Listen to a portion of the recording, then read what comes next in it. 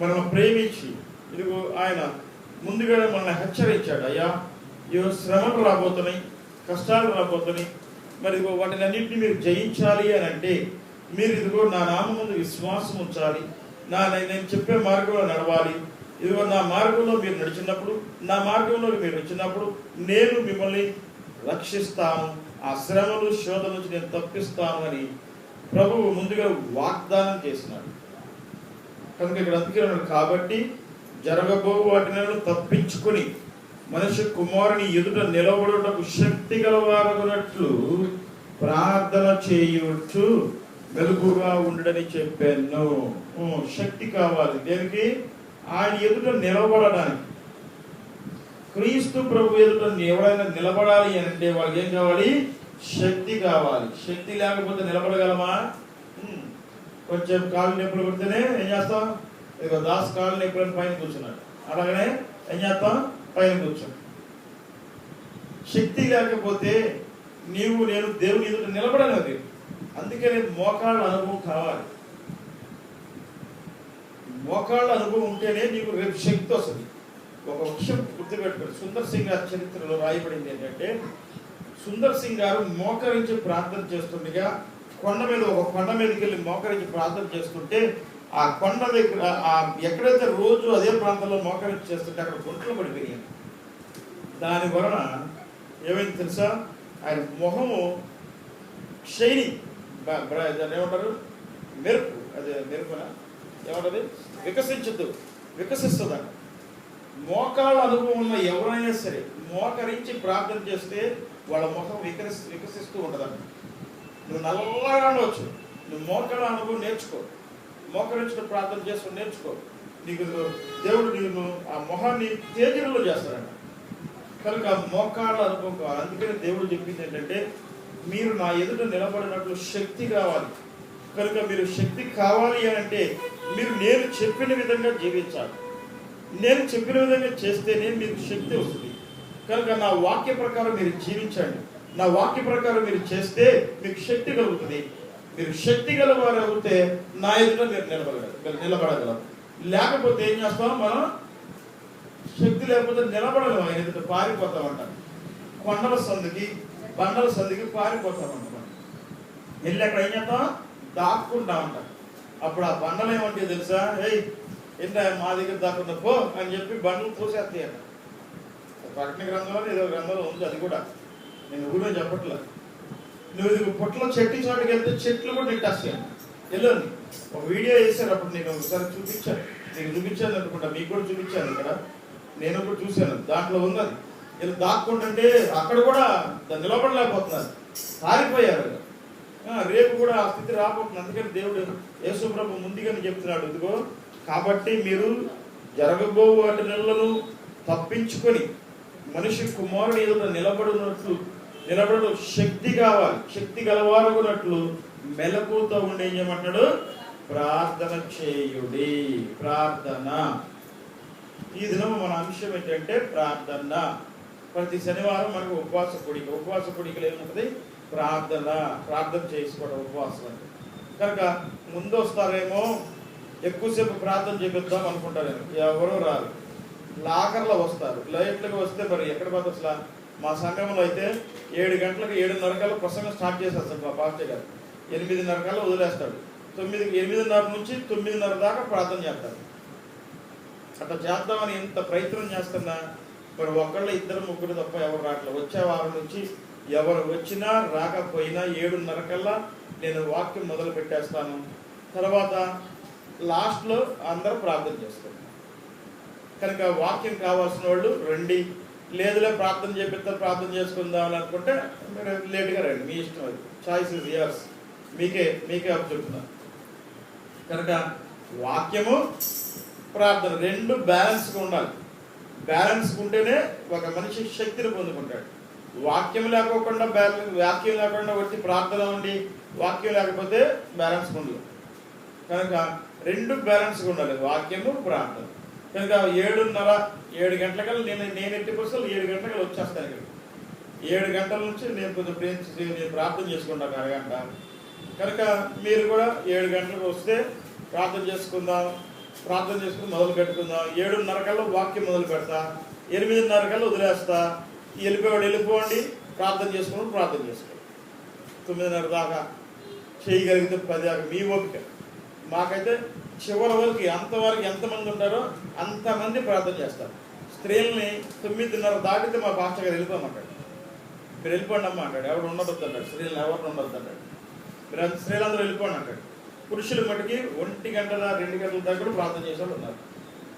కనుక వచ్చే వారం నుంచి మరి ఆ విధంగా చేస్తా. నేను ప్రతి శనివారం ఎక్కువసేపు ప్రార్థనలో గడపాలి. ఉపవాసం అంటే ఉపవాస కూడి కంటే ప్రార్థన ఎక్కువసేపు ఉండాలి. కానీ ప్రార్థన ఏది అయిపోగానే వాక్యం ఇప్పుడు 8:30 ప్రార్థన మొదలు పెట్టాం మనం. ఇప్పుడు 8:45 అయింది. పాటలు వేయాలికే మరి అన్ని వేయాలికే 8:30 ప్రార్థన. ఇప్పుడు వాక్యం మొదలు పెట్టాను 8:45 అయింది. ఎప్పటికి అవుతుంది ఈ వాక్యం? మరి కనీసం 45 నిమిషాలు, గంటనే లేకపోతే వాక్యం ఏముంటుంది? ఏం అర్థమైంది మీకు? 10 నిమిషాలు 20 నిమిషాలు వాక్యానికి అలవాటు పడిపోయారు మీరు. కనుక మీకు కూర్చోలేకపోతున్నారు కదా, కూర్చోలేకపోతున్నారు మీరు. 3 గంటలు దేవుని సన్నిధిలో కూర్చోవాలి. 3 గంటలు, అది ఆశీర్వాదం. కనుక రండి, పెద్దలుగా రండి, దేవుని వాక్యం విందాం. సరే, ఇక్కడ కాబట్టి మీరు జరగబో వాటన్నిటిను తప్పించుకొని మనిషి కుమారుని ఎదుట నిలవబడుటకు శక్తి గలవారగునట్లు ఎల్లప్పుడూ ప్రార్థన చేయుచు మెలుగుగా ఉండడని చెప్పాను. ఆయన ప్రతి దినము పగటి యందు దేవాలయములో బోధించుచు రాత్రి వేళ ఒలీవ కొండకు వెళ్ళుచు కాలము గడుపుచుండెను. పగలంతా ఏం చెప్తున్నాడంట? పని చేస్తున్నాడు. ఆయన కూడా పని చేశాడు, యేసు ప్రభువు కూడా పని చేశాడు. ఏ పని? బోధించడం ఒక పనే. బోధన అంటే ఏంటి? పనే. పాస్టర్ అంటే పొట్టగోడు కాదు, ముక్తి కోసం కాదు, భుక్తి కోసం కాదు. పాస్టర్ అంటే ఏంటి? కష్టపడాలి. యేసు ప్రభు పగలంతా కష్టపడేవాడు. రాత్రి ఏం చేశాడంట? వెళ్ళి ఏమ్మా అంటే పని పని చేసుకుని వచ్చేందుకు లేట్ అయిపోయిందండి రాత్రులు. మరి రాత్రి ప్రార్థన చెప్తున్నావా? అలసిపోయి పడుకున్నాను. యేసు ప్రభు ఇక్కడ మాదిరికరంగా చూపించాడు. ఎలాగా పగలంతా పనిచేశాడు, రాత్రి వేళ వెళ్ళి ఏం చేస్తున్నాడంట? ఒలీవ కొండకి వెళ్ళి మోకరించి ప్రార్థన చేస్తున్నాడు. రాత్రి ఒలీవ కొండ వెళుచు కాలము గడుపుచుండెను. ఏం చేస్తున్నాడు? అక్కడికి వెళ్ళి కూర్చుంటున్నాడా? కాళ్ళు బారసాపుని కూర్చున్నాడా? హాస్పిటల్ వేసుకొని కూర్చున్నాడా? ఏం చేశాడు? మోకరించి ప్రార్థన చేస్తున్నాడు. ఏమని? తండ్రి, శక్తి దయచేవా, మీ చిత్తములో నేను జరుగుటకు, మీ చిత్తంలో నేను నడుచుటకు, మీ చిత్తము నేను చేయుటకు నాకు సహాయం చేయయ్యా, నాకు బలంలో ఇచ్చేయి ప్రభా. శోధనలు, రాబోయే శోధనలు ఎదుర్కోవడానికి, మరి శోధనలు వస్తున్నాయి. అది సిలువ మరణం, సిలువ శోధన రాబోతుంది ప్రభా. ఆ శోధనను నేను తట్టుకునే శక్తిని, నాకు బలమును దయచేయి ప్రభా అని మెలుకుతో ఉండే నా రాత్రంతా పగల ప్రార్థన చేశాడు మోకరించి. అందుకని యేసు ప్రభు మనకు కూడా చెప్తున్నాడు ఏంటంటే, మీరు మెలుకుతో ఉండి ప్రార్థన చేసుకోండి. ప్రార్థన ఏం చేస్తుందంటే మనల్ని బలపరుస్తుంది. శోధనలు, కష్టాలు, ఇబ్బందులు వచ్చినప్పుడు మనల్ని ఏం చేస్తుందంటే ప్రార్థన చేసుకున్నాం కాబట్టి మనం వాటిని జయించడానికి కావాల్సిన శక్తిని ప్రార్థన దయచేస్తుంది. ఎందుకని మనం దేవునికి మొర్ర పెట్టుకుంటాం కాబట్టి దేవుడు మనకు శక్తిని ఇస్తాడు. అందుకని ప్రతి క్రైస్తవుడు శక్తిని పొందుకోవాలి. ఏం శక్తి? అది ప్రార్థన ద్వారా శక్తిని పొందుకోవాలి. ఆ శక్తి లేకపోతే నీవు వేస్ట్, వ్యర్థం. శక్తి పొందుకున్నావా? మరి రేపు ఆయన రాబోతున్నాడు. ఆయన వచ్చేటప్పుడు కడపర మోగుద్ది. మోగంగానే మృతులందరూ లెగుస్తారు, ఆయన ఎదుర్కొంటారు.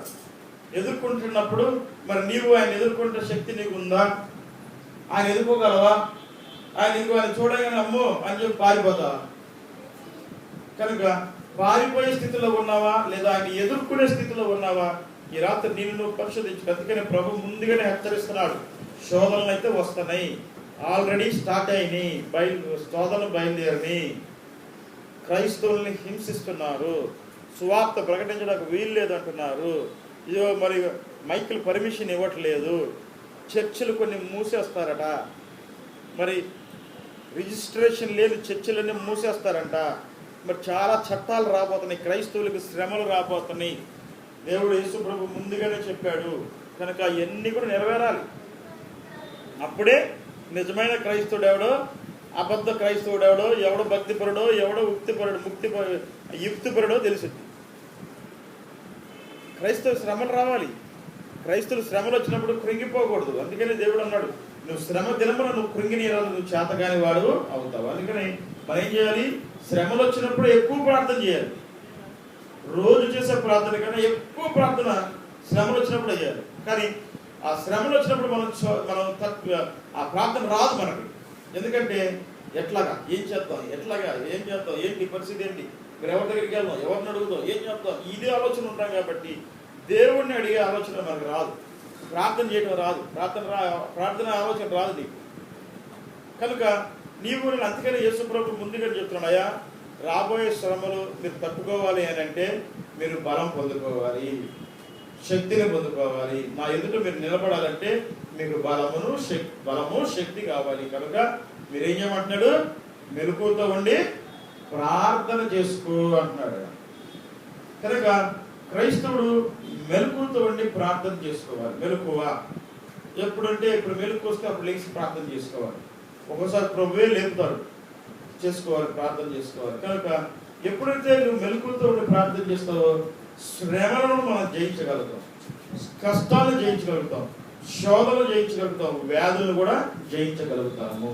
కనుక ఈ రాత్రి క్రీస్తు ప్రభు నీకు చెప్తున్నాడు, శోధనలో నువ్వు ప్రవేశించుకుంటున్నట్లు మెలకువతో ఉండి ప్రార్థన చేయి. శోధనలు మటుకి వస్తాయి, గ్యారంటీ. శోధనలు వస్తున్నాయి, బయట అన్ని సిద్ధంగా ఉన్నాయి. అన్నీ ఇప్పుడు అన్ని చోట్ల జరుగుతున్నాయి. అన్ని ప్రాంతాల్లో క్రైస్తవులు హింసిస్తారు. కేరళలో మరి క్రైస్తవ సీఎం అంటే ఆయన కూడా చంపడానికి ఆర్ఎస్ఎస్ వాళ్ళు ₹1 కోటి ప్రకటించారు ఆయన చంపడానికి. ఎందుకంటే ఆయన క్రైస్తవుడు, మరి ఆర్ఎస్ఎస్ వాళ్ళు చంపేస్తున్నాడని చెప్పి ఆర్ఎస్ఎస్ వాళ్ళు అందరూ కలిసి ₹1 కోటి ప్రకటించారు. ఆయన తలను తీసేస్తే, ఆయన తలగాని తీసేస్తే ₹1 కోటి ఇస్తారని ఒకటి ప్రకటించారు.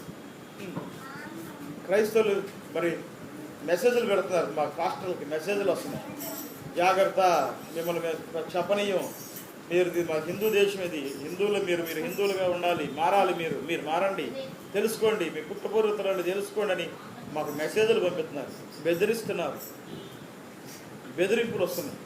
మరి నిలబడితే మరి దేవుని శక్తి లేకపోతే నేను నిలబడలేదు.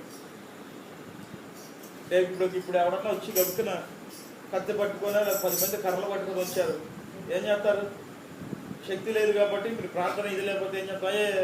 కొట్టద్దా మేము వద్ద మీ ముందు ఇసిరేస్తాం, చూడు బైబుల్ ఇసిరేస్తున్నాం అయ్యా, మేము ఇసిరేస్తున్నాం అని చెప్పి ఏం చేస్తాం? కామ్గా బయటికి వెళ్ళిపోతారు. తర్వాత నన్ను కొట్టేసేంత పడేసిన తర్వాత నేను ఎట్టన్నాను అనుకో, నన్ను కొట్టేపోయిన మా పాస్టర్ ఏమంటే అప్పుడు వస్తారు కదా, వాళ్ళు వెళ్ళిపోయిన తర్వాత వచ్చి వస్తారు. అదే కాదు, చావైనా బ్రతికైనా క్రీస్తే. నా మటుకైతే బ్రతుకుట క్రీస్తే, చావైతే లాభము. నా మటుకైతే బ్రతుకుట క్రీస్తే, చావైతే లాభము. ఎవరంటారు? పౌలు అంటాడు, నా బ్రతుకైతే బ్రతుకుట క్రీస్తు కొరకే. అంతకుముందు ఏం చేశాడు? క్రీస్తు అంటే ద్వేషించాడు, క్రీస్తు మాట ఎత్తితే కొట్టేవాడు, క్రీస్తు కొరకు వెళ్ళేవాళ్ళు అందరినీ హింసించేవాడు. అటువంటి ఆయన మారిన తర్వాత, దేవుని ఎరిగిన తర్వాత, ఆయన ప్రేమను రుచి చూసిన తర్వాత ఏమంటున్నాడు? ఇప్పుడు నా మటుకైతే బ్రతుకుట క్రీస్తే, లేకపోతే చావైతే ఇంకా లాభం. క్రీస్తు కొరకే నేను బ్రతుకుతా. చంపుతావా? మరి అపోస్తులు అందరినీ చంపేశారు, నూనెలో వేసి కాల్చి చంపేశారు. తలకాయ కాళ్ళు పైకి కట్టి తలకి కింద కట్టి కాల్చి చంపేశారు. మరి అపోస్తులు అందరినీ హింసించి చంపేశారు. మరి వాళ్ళందరూ క్రీస్తు కొరకు మరణించారు. మరి క్రీస్తు కొరకు నువ్వు ఏం ఓర్చుకుంటున్నావు? ఒక్క పూట కడుపు కాల్చుకోగలుగుతున్నావా? క్రీస్తు కొరకు ఒక్క పూట, క్రీస్తు కొరకు నువ్వు చేయక్కర్లా. క్రీస్తు ప్రభు ఏమన్నాడు? ఏడుస్తుంటే జనాలందరూ ఆయన తీసుకెళ్తుంటే ఏడుస్తుంటే, అమ్మలారా, ఇల్లారా, నా కోసం మీరు ఏడవద్దు, మీకోసం, మీ బిడ్డల కోసం ఏడ్చుకుంటున్నాడు. కడుపు కట్టుకో